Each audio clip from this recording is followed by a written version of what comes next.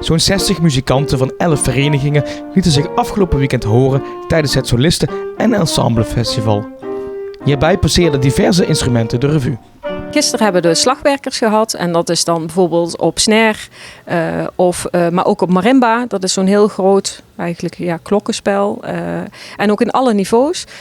Vandaag zijn de blazers aan de beurt en dat geldt dus zowel inderdaad de trompetten, trombones, klarinetten, saxofoons. Eigenlijk komt alles wel aan bod. Worden die kinderen dan door hun eigen harmonie daarop voorbereid? Nee, door de docenten. De docenten die zorgen dat ze voorbereid zijn. Ze kiezen ook, vaak zegt een docent, nou ik heb hier een paar nummers, welke zou je willen spelen, welke ligt je lekker? En die wordt dan geoefend tijdens de les en dan mogen ze het hier ten gehore brengen. Ze krijgen ook een juryrapport. Er staan zowel punten op, maar er staat ook op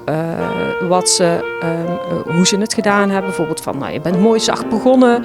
Of je crescendo mag wat meer. Je mag wat meer laten horen van jezelf. Er zijn eigenlijk een aantal punten waarop gejureerd wordt. En dat is onder andere bijvoorbeeld je klankkleur. Hè? Hoe mooi kun je al je instrument laten klinken. Maar ook hoe goed speel je samen met de piano. Dus er zijn allemaal punten waarop gescoord wordt. Is dat belangrijk voor de harmonie en de fanfare, dat jullie leden hier aan meedoen? Ik weet niet of het echt belangrijk is. Het is natuurlijk wel leuk. Het is, ik denk ook voor de deelnemers leuk om te laten horen wat je nou kunt. Wat je nou al die jaren hebt gedaan. Want je hebt natuurlijk een heel aantal speelt bijvoorbeeld nog niet in het orkest. Ja, die hebben niet zoveel mogelijkheid om te laten horen wat ze kunnen.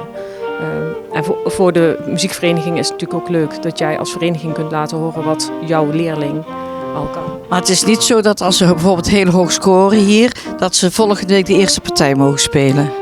Nee, nee, zo werkt het niet. Nee, ze mogen het gewoon hun beste kant laten zien en daarop worden ze beoordeeld.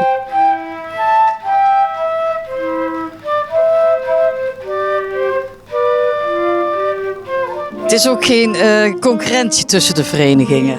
Nee. Ja, het is gewoon leuk om te horen wat anderen ook kunnen. Want er zitten ook instrumenten bij die ik nooit hoor in mijn eigen orkest. Dus dan hoor je bijvoorbeeld zo'n marimba of een bugel zit ook niet bij ons. Dus het is heel leuk om die dan ook een keer te horen. We hebben nog zeker toekomst in Venray in de muziek. Ja, zeker. En we hebben natuurlijk ook nu een project lopen, het NTOR, Nederlands Talent Orkest Rooi. En ook wie weet dat daar volgend jaar van die mensen, die deelnemers, ook weer hier mee kunnen gaan spelen met het Solisten- en Ensemblefestival.